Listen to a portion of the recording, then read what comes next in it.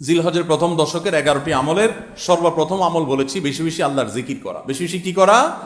আল্লাহর জিকির করা। এই দিনগুলোতে, নির্দিষ্ট দিনগুলোতে আল্লাহর জিকির করবার নির্দেশ আল্লাহ তাআলা কোরআনে কারীমে সূরা তাওবায় করেছেন। দ্বিতীয় আমল বলেছি বেশি বেশি নেক আমল করা, কারণ এই দশকের নেক আমল আল্লাহর কাছে অন্য যে কোনো সময়ের নেক আমল ভালো কাজের চাইতে বেশি প্রিয়।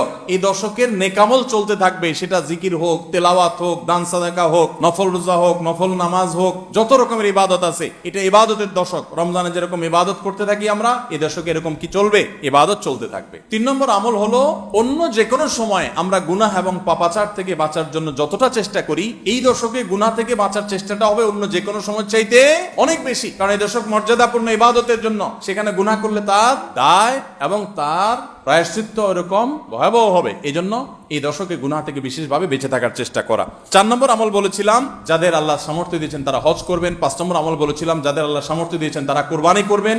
6 নম্বর আমল বলেছিলাম যারা কুরবানি করবেন, এমনকি বিভিন্ন হাদিস থেকে বোঝা যারা কুরবানি করবেন না তারাও, এমনকি বাচ্চাদেরকেও জিলহজের এই 10 দিন চুল নখ কাটা থেকে বিরত থাকবেন। চাঁদ ওঠার আগে করবেন আর কুরবানির পরে করবেন। কয় নম্বর আমল গেল?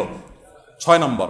7 নম্বর আমল হলো সাধারণভাবে এই 10 দিন রাত দিন যত বেশি পারেন উচ্চস্বরে সরবে তাকবীর পাঠ করতে থাকবেন। আল্লাহু আকবার, আল্লাহু আকবার, লা ইলাহা ইল্লাল্লাহ, আল্লাহু আকবার, আল্লাহু আকবার, ওয়ালিল্লাহিল হামদ। কোন হাদিসে 3 বার তাকবীর আসছে শুরুতে, আল্লাহু আকবার, আল্লাহু আকবার, আল্লাহু আকবার, লা ইলাহা ইল্লাল্লাহ, আল্লাহু আকবার, আল্লাহু আকবার, আল্লাহু আকবার, ওয়ালিল্লাহিল হামদ।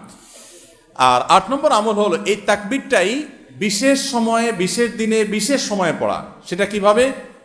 জিলহজ মাসের 9 তারিখ ফজরের পর থেকে নিয়ে জিলহজের 13 তারিখ আসরের নামাজ পর্যন্ত প্রত্যেক নামাজের পরে নারী পুরুষ সবাই এই তাকবীর নামাজের পরে একবার করে পাঠ করা। এটা হলো বিশেষ সময়, তাকবীরে মুকাইয়াদ বলা হয় এটাকে, স্পেশাল।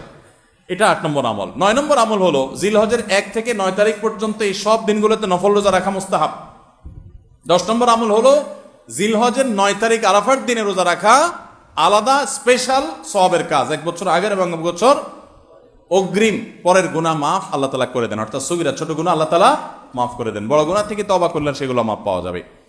আর 11 নম্বর আমল হলো যে ঈদের দিনে যত সুন্নাহ আছে সব সুন্নাহগুলো সঠিকভাবে পালন করব। এই দশক যে মর্যাদার দশক যায়, ফজিলতের দশক যায়, ইবাদতের দশক যায়, জিকিরের দশক যায়, তাকবীরের দশক যায়, নফল রোজার দশক যায়, ধারণাই নাই আমাদের, মনেই থাকে না। অনেক মানুষ আছে জিজ্ঞেস করলে ভাই তার হাবভাব দেখলে রুটিনের ভিতরে কোনো পরিবর্তন নাই। অন্য সময় ফজরে গাফলতি, এই দশকেও গাফলতি। আরে ভাই রমজান মাসে তো মানুষ বেনামাজিও নামাজ পড়ে, মাশাআল্লাহ, ঠিক না ভাই? ঠিক।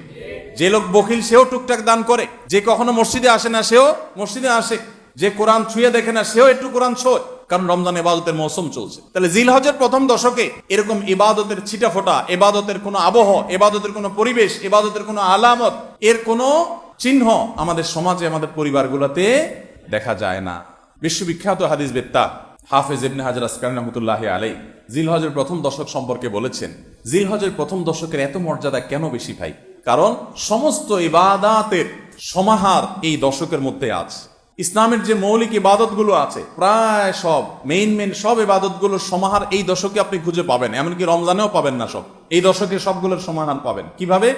এই দশকে আমরা দেখি যে প্রথমত ইমান তো 12 মাসের আমল, অন্য সময়ও আছে, এই সময়ও 5 ওয়াক্ত নামাজ 12 মাসের আমল, অন্য সময়ও পড়তে হয়, এই দশকেও পড়তে হয়। রোজা রমজান মাসে আছে, এই দশকেও রোজা আছে। প্রথম 9 দিনই রোজার কথা হাদিসে আছে, আবার বিশেষভাবে আরাফাতের দিন রোজার কথা আছে।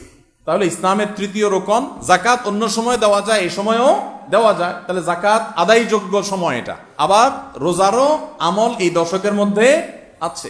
আর হজ তো হয়ই এই দশকে, হজের মূল কাজই হলো এই দশকে, ফরজ কাজগুলো সব এই দশকেই হয়ে যায়। তাহলে এই দশকে ঈমান আছে, নামাজ আছে, যাকাত আছে, রোজা আছে, হজ আছে, আবার কোরবানি আছে, আবার জিকিরের জন্য আলাদা নির্দেশ আছে।